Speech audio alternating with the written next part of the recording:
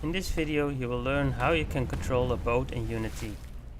You can use this as a base for a boat racing game or an open world game. We will cover everything, so even if you're new to Unity you should be able to follow this tutorial. Now let's get started. We start by creating a project with the Unity Hub. New project and select HDRP project, because we're going to use the HDRP water. And now let's give a project a name. Let's call it Wave Rage. We start with an empty scene, and the first thing we're going to do is go to the package manager, go to Unity registry and search for Cinemachine. We're going to install the Cinemachine package, as that's one of the essential packages that you need to have cameras in the scene that can automatically follow objects. So that's definitely a recommendation to have that in your project almost always. If you now take a look at what we have installed, you can see the Cinemachine over here. Also the input system has been installed already because we used the template, and there is an upgrade available, but let's ignore that for now. And you can see over here also we have the high definition render pipeline installed because we used the template. If you go to samples, you can find the water samples over here, and you can click import to add the samples to your project.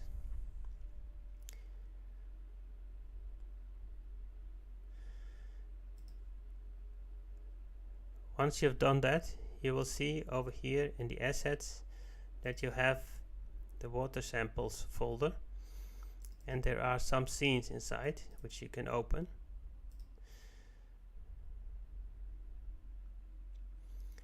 And this is, for example, a scene of an island. And anything you can see over here you can also use in your project. There's like special effects that you can just copy and use in your own project. But as you can see, there is no water yet in this scene.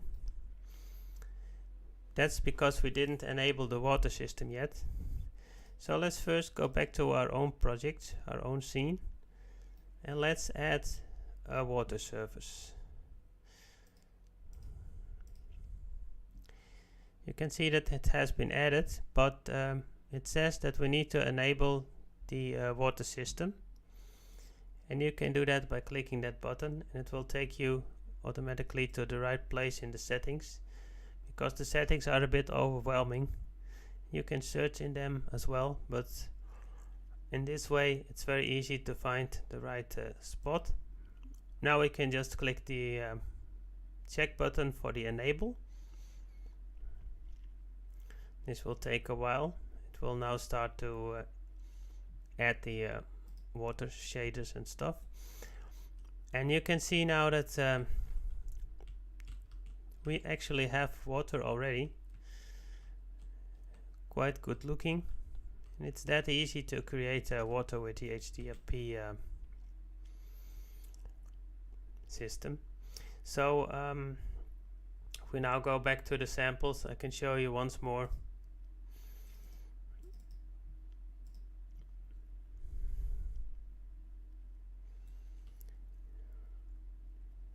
This scene, it's just being rendered, and now it's ready. You can see really cool, and there are some things, some ideas that we will definitely also use in our project.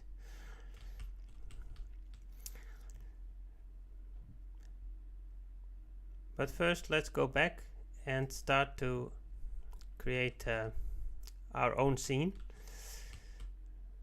We now have water. The next thing we need is a boat.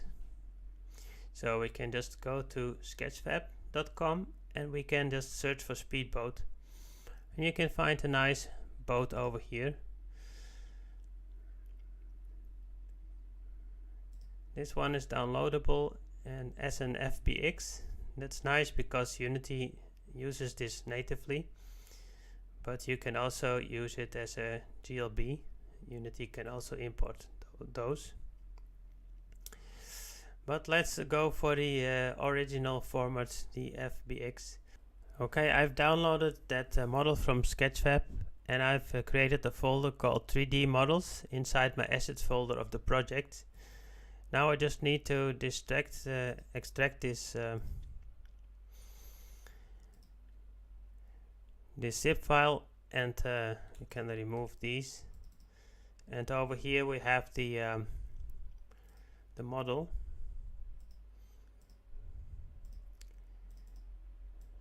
And we can drag that into the scene. And you can see that we have the boat over here.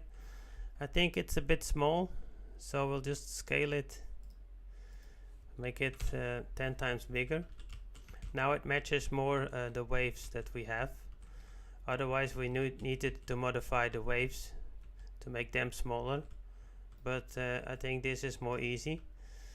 So now we have our boat, but this one that we downloaded is actually without people inside. That's not really realistic. So what we can do now is go to mixamo.com. If you haven't registered, you can register for free, and you can find a character. I will go for this guy, Leonard, and we will download that model of this character together with an animation. We only need one animation. He will just be sitting in the boat for now. So we can download this animation and play that all the time, and then he will just be in the sitting position, and he will fit into the boat like this. So let's download this.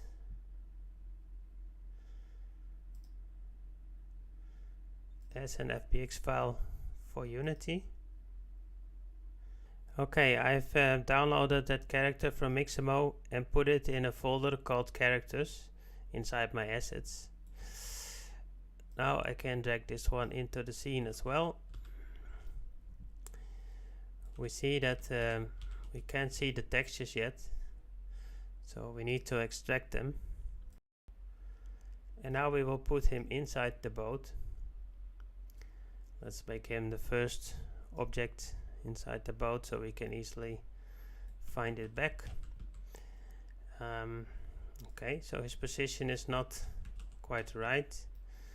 Also, he is a bit too big, so we need to scale him as well. Let's make him half the size.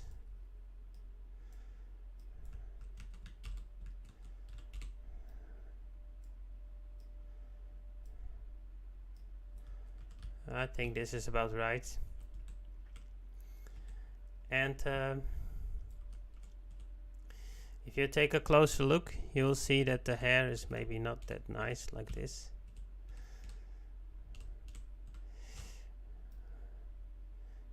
We can fix that by extracting the materials. And we check the material of the hair. And we can see that it uses alpha clipping. We can set the threshold a bit higher. So now the hair looks much nicer. You see the difference?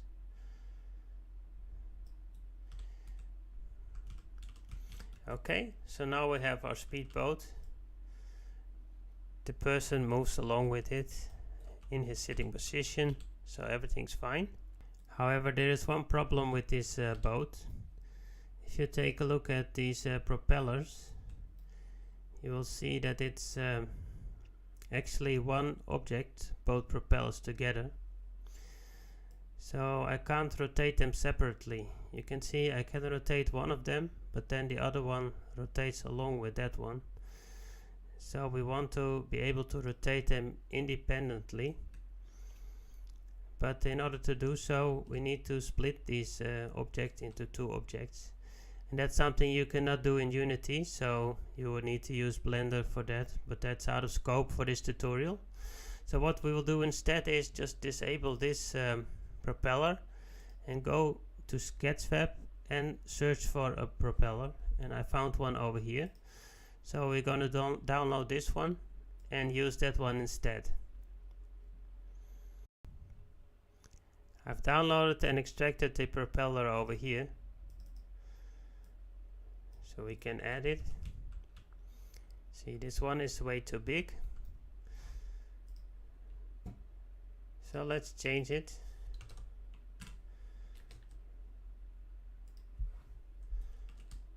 It's still way too big.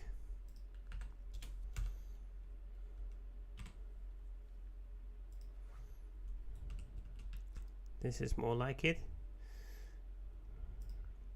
Now we just also make this a child of the speedboat. Put it in the right position.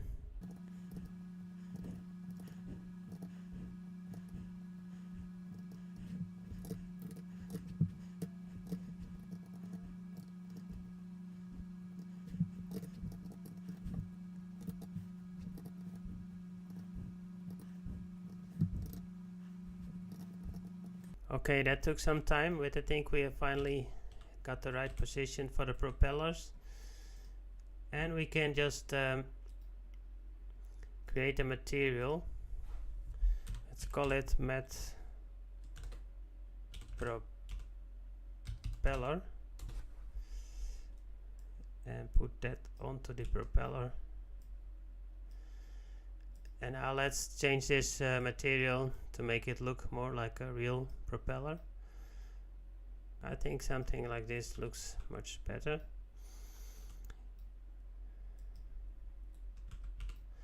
Now we can make them rotate by adding a script. So let's go to our assets folder and first create a new folder called scripts, where we will put all our scripts. Then we can create a mono behavior script, and let's call it simply rotate, because that's what it's gonna do. And it can be used not only for propellers but also for other objects. So don't call it like a propeller or anything, but just call it like what it does: rotate objects. So we will add the script onto the propellers. This propeller script is very simple. We will just rotate the transform that it's connected to, so that's the propeller itself, and we will rotate him by this speed. You can make this configurable and everything, but for now we will just stick with this. In fact, there is one thing I may want to add. Just at the start of the script, let's give the transform a random rotation. So then if you have two propellers like I have, they will start at a different position. That makes it look more natural. Okay, if we now run the game, we already have these moving propellers, but the boat itself is just floating in the air. And that's not so surprising, since we don't have any physics applied to it. So what we will do now is add a rigid body, and this actually means that we will add the Unity physics engine, and we'll have the boat controlled by the Unity physics engine. We also will add a box collider, and let's give that a bit of shape of the boat itself.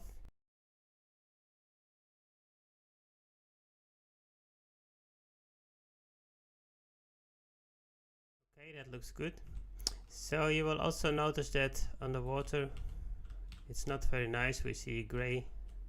Of course we will not have this like a submarine, but we may be watching a little bit underwater, so we will also enable the underwater part of the water surface.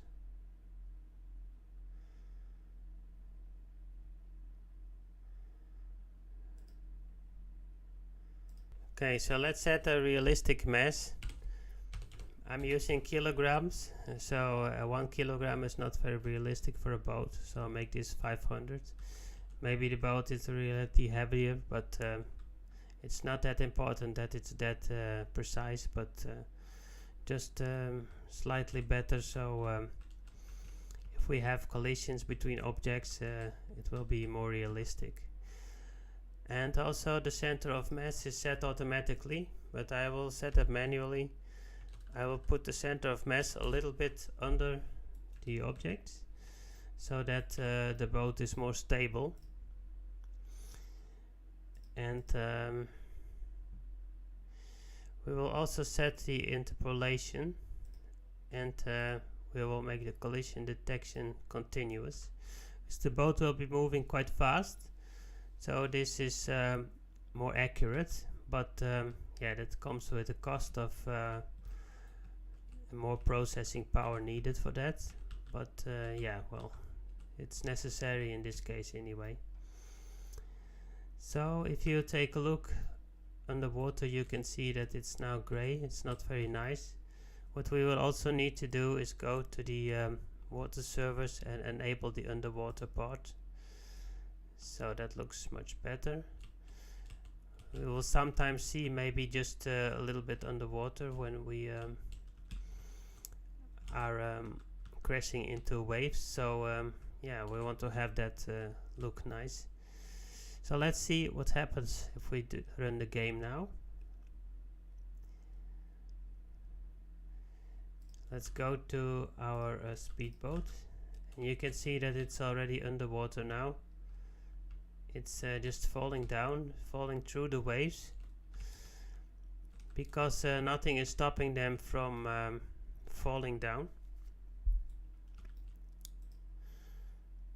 And because the rigid body has a gravity, it just falls down. In order to keep the boat floating, we will use something that's called buoyancy.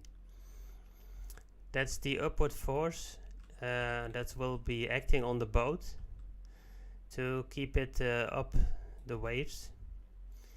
But first, to use that, we will need to know the position of the waves. You can see they're moving quite fast, and yeah, they have different positions under the boat.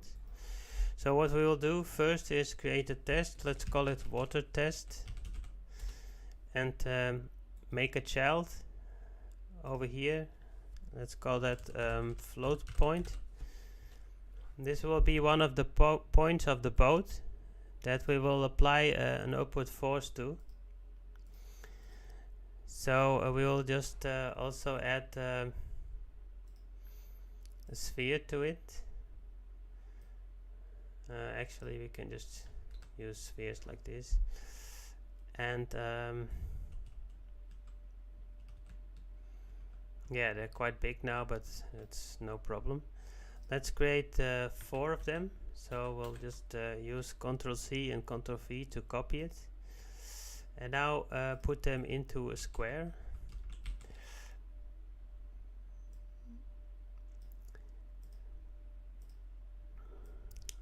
Like this.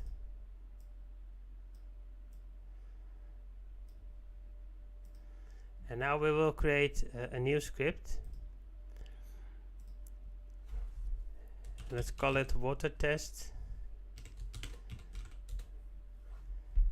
And we will just see if we can measure the height of the waves, and if we can update those spheres to be like floating on the water, because this needs to be very fast and accurate in order to give the boat a really natural look. Okay, let's replace this code, and over here you can see the code that I found in the Unity manual for measuring the height of the water. It's done differently these days, so I needed to find it but finally found this solution to measure the height of the water. And what we will do is we'll have those float points over here, and for each of those float points we will use this sample water height method to find the actual water height, and then we will just put the float point in that position. And if this works, then the spheres that you saw will. So let's put the water test script onto the main game object over here. We will need a reference to the water surface. We only have one water surface in our scene, so that's easy. It's this ocean. And we will also need a reference to the float points. We can just lock this property and then select these spheres and add them to the list like so. And now if we run the game, you can see that their position is updated to be exactly on the water surface. So they're measuring the water height and then they adjust their Y position to the water height. And you can see that they're really floating on the water, so this works. This is great. We can use that in our main boat controller to make the boat float as well. So let's add the third script over here. This is the final script that we will make in this tutorial, and this is going to be the boat controller. So, and this is the code for our initial boat controller. This is to make the boat float. We will quickly run through the code to see how it's working. So we have a reference to our water surface. We have some properties for the buoyancy. That's to keep the boat up. We also have some properties for stabilization. I found out that it's really hard to keep the boat stable. So after a long time I came up with this code, and with using the exact right parameters you can make the boat look very nicely floating onto the water. Over here we have that search stuff again to search for the height of the actual water at a certain position. So at the start we will just create a reference to the rigid body that's connected to the boat, and during the fixed update we will use fixed update because we're working with physics. Then we will handle the buoyancy, we will stabilize the boat, and we also have a correction for submersion. This was all necessary to make it look really natural, because the boat is moving very fast, and if you don't have the right stabilization, the boat will just jump around in all sorts of ways. So to apply the buoyancy, we can see over here we need to measure the water height again, and once we've done that, what we will do is not make the floating point exactly have that position, because that would be what we did for the spheres, but now we're using actually physics. So we will use a spring force, and we will add force at the 4 float positions, and this force will keep the boat up, and that's more natural than putting it just the value that's the water has over there, because now we can actually also jump out of the water a bit. So here is that sample height, and here is that stabilization for the boat. We'll add some torque in case the boat is going not in the position that we want it to be. And also the submersion, if the boat submerges too much, we will just put it back onto the surface. Otherwise this small speedboat will just be underwater many times, and it's not very natural. So with this code we can just fill in the stuff. So the water surface again is the ocean, and the float points, we have divided them in rear and front float points, because So let's add a float point object over here.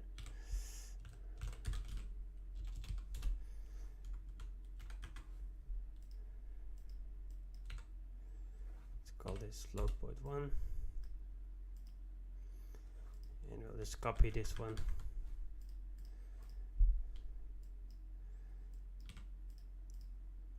So we're using rear and front float points because we want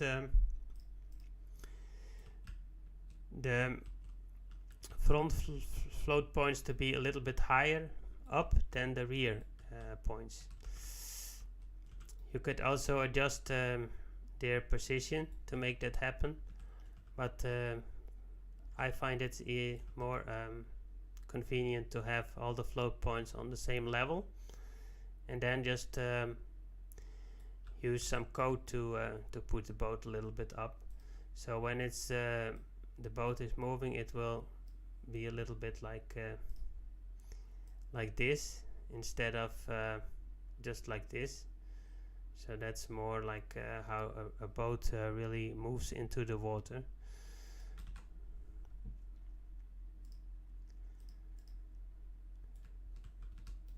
So let's set the float point positions.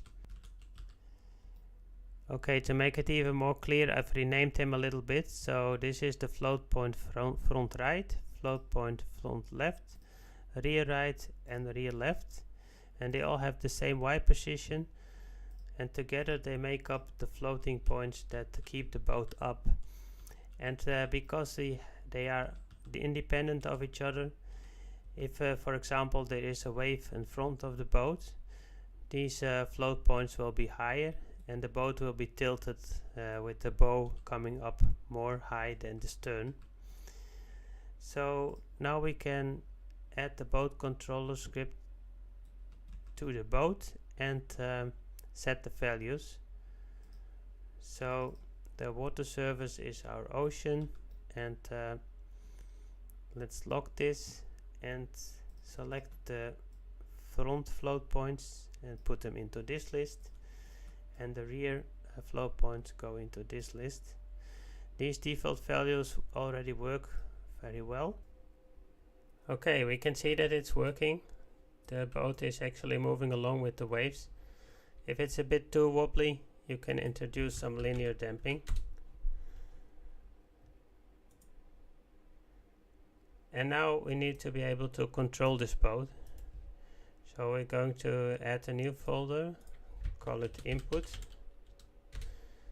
And inside this folder we will make an input action map.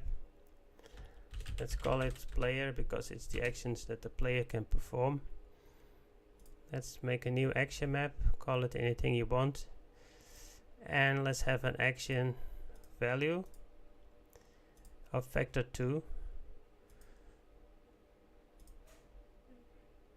And we're going to add the WASD keys to this. So this will control the boat. We can use the up, down, left and right keys. And we also, let's call this move. And another action that we will have is look. We will want to be able to look around while the boat is moving, and we will do that with the mouse. So let's use the pointer for that.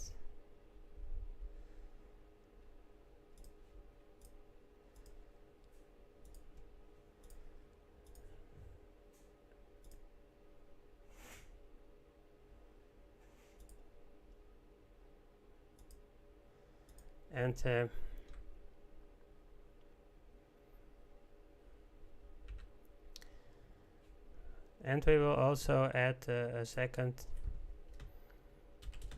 action, let's call it look, and we will be able to look around by using the mouse. So we will bind the pointer to this, the mouse.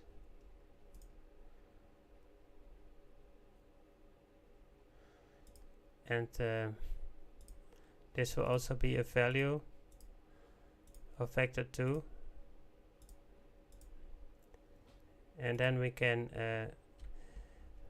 make use of the delta of the pointer, so that's the movement of the mouse. I've extended the input action maps a little bit by also be able to use the up, down, left, right arrow keys on the keyboard, and to use a stick on a gamepad. So that's like optional if you want to be able to play this on console as well. Okay, now let's take a look at the code. First of all, we create some extra variables to control the move and turn speed, and we'll store the values of the look and move. And with this code we capture the values of look and move as soon as they change. And then we have this code only executed when the boat is not flying in the air, because when it's in the air you can't control it. And but if it's on the water, we will handle the movement, and we will do that by applying a force if the boat is moving forward or backwards, and adding torque if the boat is moving left or right. Now all we need to do is add player input over here and add the input map to it.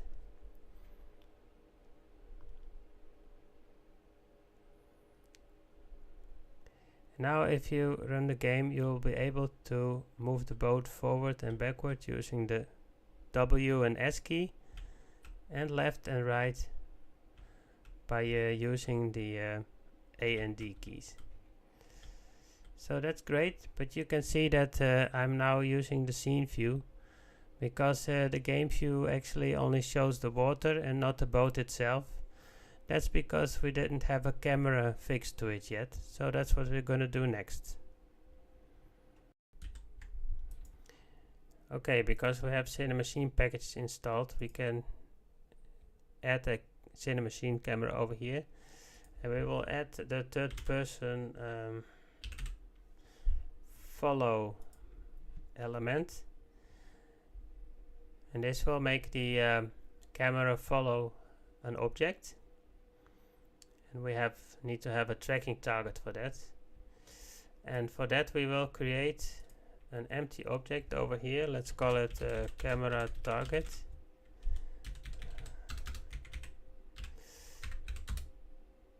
Let's put it on the top so it's clear. And so we set the tracking target to this. We will not use the main speedboat object for this, because the speedboat will rotate, and we want to rotate this object as well. And because the camera is bound to it, it will follow and stay behind it, and we can use that to rotate around the boat like this. And we will do that by by rotating this camera target object. And because this functionality of Cinemachine, because that target is rotating, he will also follow this target. You can see that they have a little bit damping over here. That's used to smoothen out the camera when it's making certain movements. But in our case we can just reduce the damping, so if it will become very shocky, then you can put some damping back in. And the position of our camera should be, because we're not watching over the shoulder of a person, but we're actually watching the boat, so we can put it directly behind the boat. So I've updated the script already, and I've got some new things we need to set now. We have the camera align speed and the camera target. The camera target is already over here, so we can just select it. And let's take a look at the script and see what has changed. So I've added this part, which we just set the values for. And also here are some internal variables to store the yaw and pitch of the camera and to have some timer. And then in the late update function, this is called Buoyancy automatically after the update function, so it will be the last thing that's been done. And then we will set the camera, we will set the rotation of the camera. It can also adapt the rotation by looking at the look value. So if you move the mouse, we can rotate the camera around by changing these values, and this will give us a different camera target rotation. So you can see that camera target that's on the ship, that's the one that's been rotated, and because of this third person follow logic from the Cinemachine, that will follow, the camera will follow this this rotation, so it will actually make the camera orbit around the player. But we don't always want to do that, because for example, if we are just moving and we're not moving the mouse but only moving with the W key, then you want the camera to stay behind the player. So we want the camera to move behind the player, and that's what this code is doing.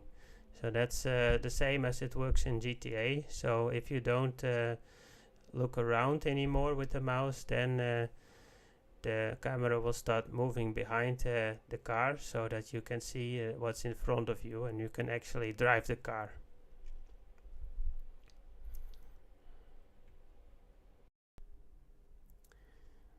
You can see the camera target is now a bit low. We can put it a bit higher. You can see immediately what the effect is. So if we now run the game, the camera will follow the boat. We are able to orbit around the boat with the mouse, and if we don't use the mouse for a while, the camera moves behind the boat. The next thing we'll do is add some sound. I downloaded some sounds from freesound.org. They are over here. It is the sound of an engine and a water splash. So these sounds are over here, but we will also add them to our game objects, to our boat. So let's make a new folder sound over here, and we can add the motor sound and the water hit, let's call that splash.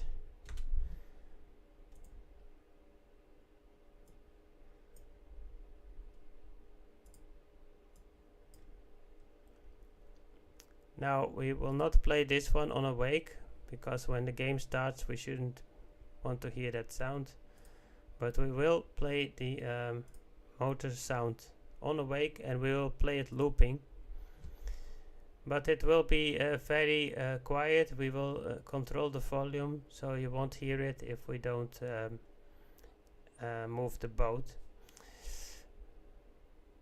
So when this is done, we can save the scene and take a look at the code.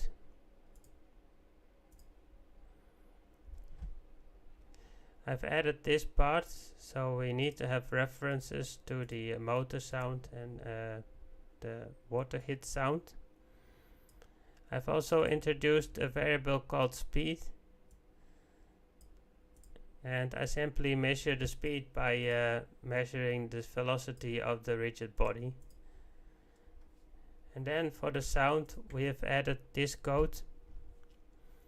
We already keep track of if the boat is grounded or not, if it's in the air or not, and we also keep track of that happens for the first time, if it's just hitting the water again. after it has been in the sky. So it was in the sky and now it's falling down. So the one time it happens, we need to play this water hit sound. And the motor volume, it depends on the speed, and the pitch also depends on the speed of the boat. If the boat moves faster, the pitch of the engine will be a bit higher.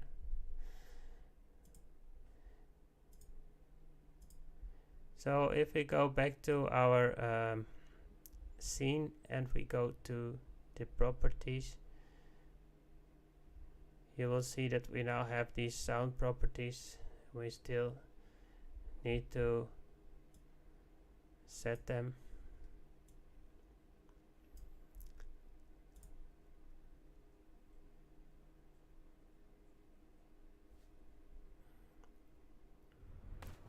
And once that is done, you will hear splashing if the boat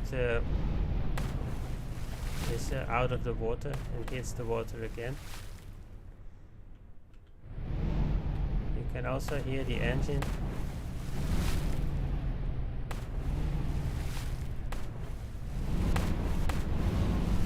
It's not the best engine sound I can imagine, but it'll do for now.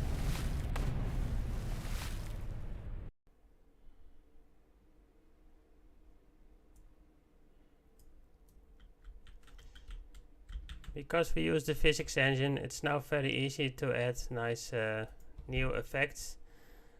So let's just add a simple cube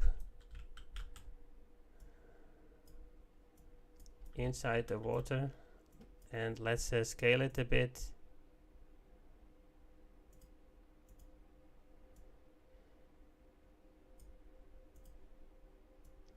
Make it like a ramp.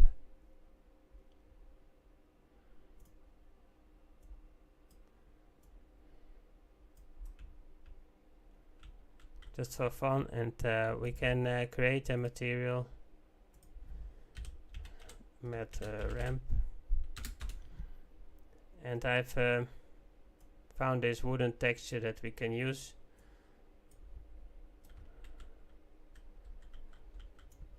So cool. I think maybe we need to increase the tiling a bit, but yeah, this looks like a nice ramp.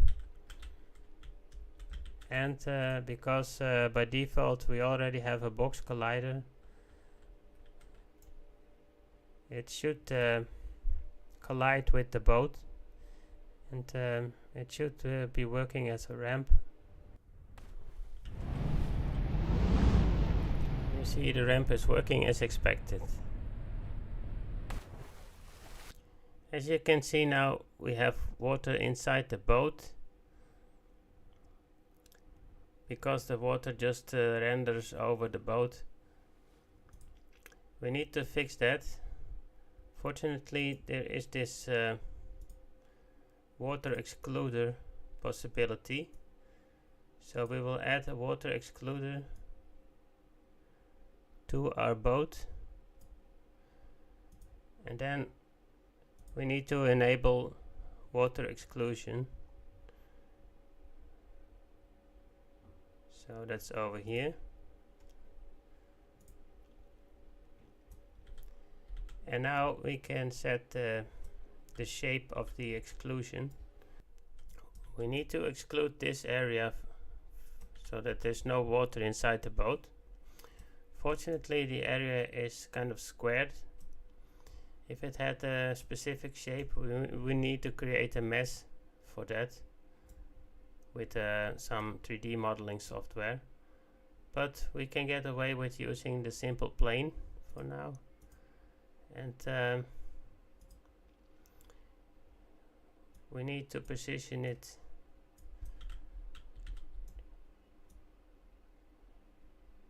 so that the water is not rendered in this area.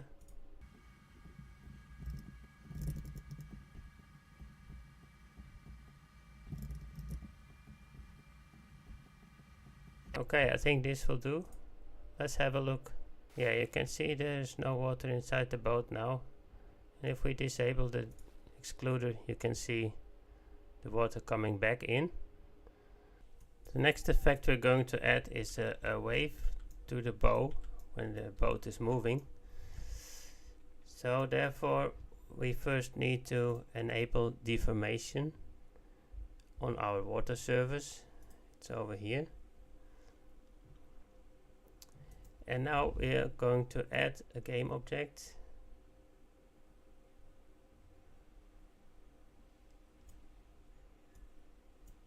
Let's call this bow wave.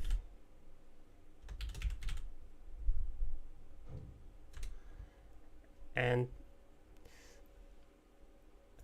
over here we're going to add a water deformer. Now this is the default water decal, but we will use a deformer that's already written specially to create a bow. It's in the samples. So I'm going to create a material over here. Let's call it matte bow wave. And I'm going to set the shader to shader graphs sample water decal. So this is an example that's been provided to us, and it has a type bow wave over here.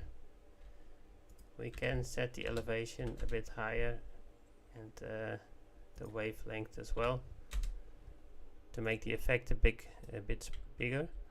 And now we can add this material over here, and you can already see that the water is deformed a bit, but we need to change some things, I think.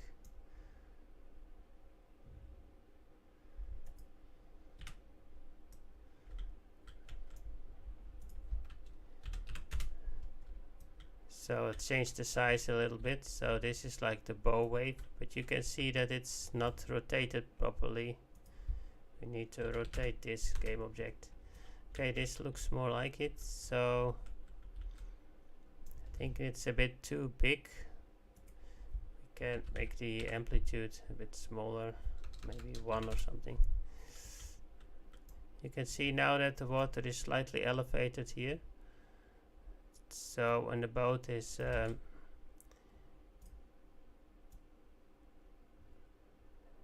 the water and it's moving, this part of the water will be a bit lifted. That will make it give it a realistic look.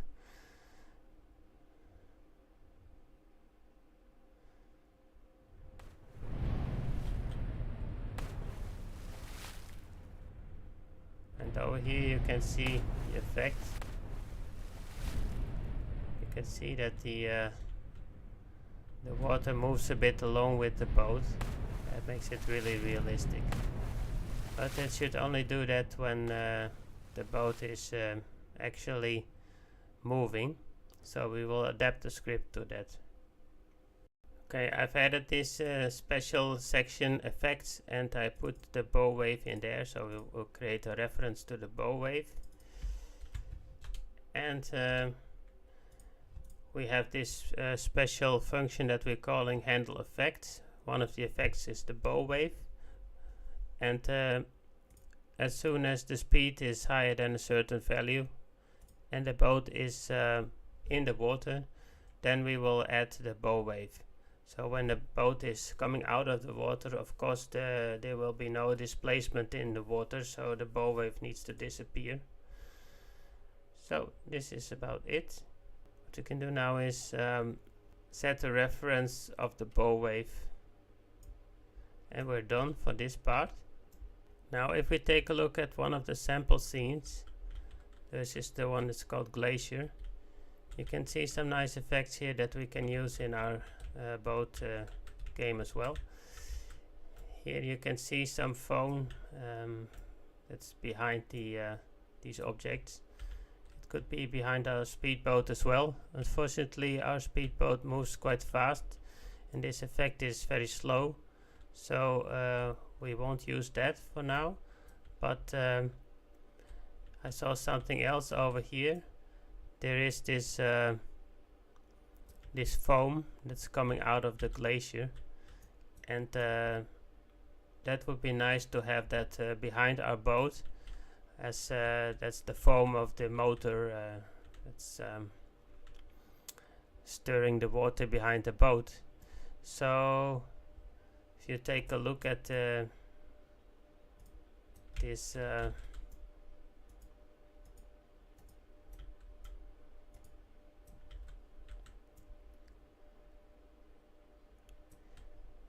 so over here is this water effect, and we can copy it and create an effects folder over here.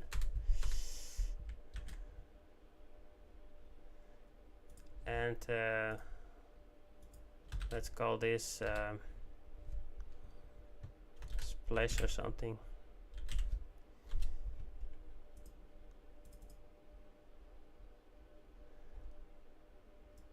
We will make it a little bit more simple. We can remove this part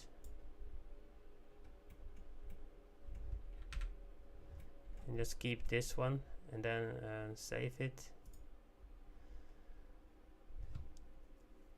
And now if we go to our scene again and to the speedboat, we will add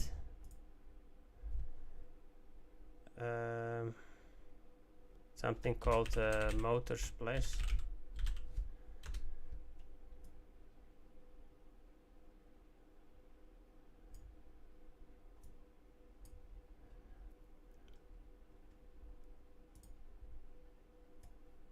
And we will add that visual effect over here.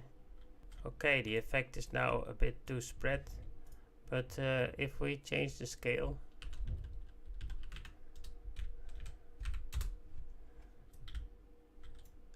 all the spawning of the splashes will be much denser, and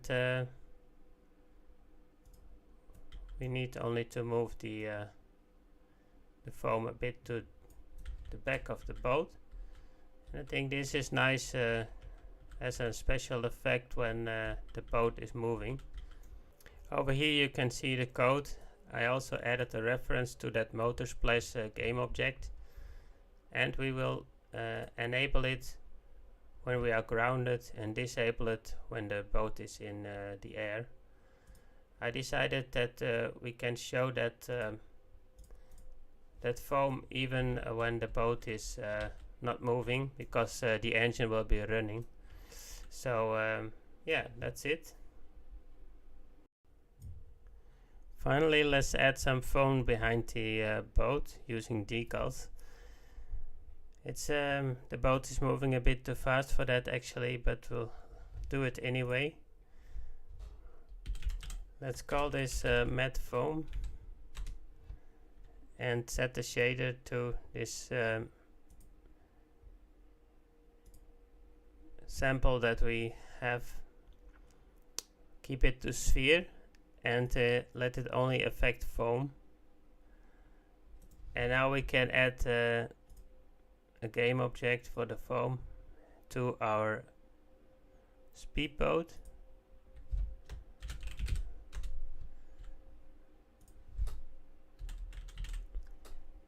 And we're going to add a water decal and set it to this foam.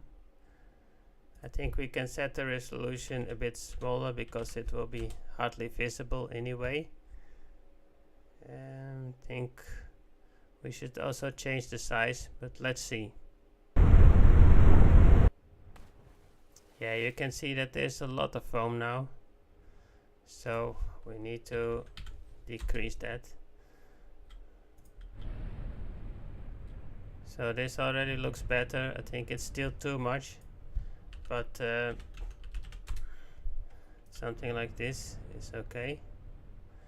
So yeah, I think because the boat is moving so fast, the effect is not so nice. You can see that if the boat would move slowly, you can see really a trail of foam behind the speedboat. But now that this is quickly disappearing. So there you have it, the base for your own boat game. Thanks for your attention and see you in the next video.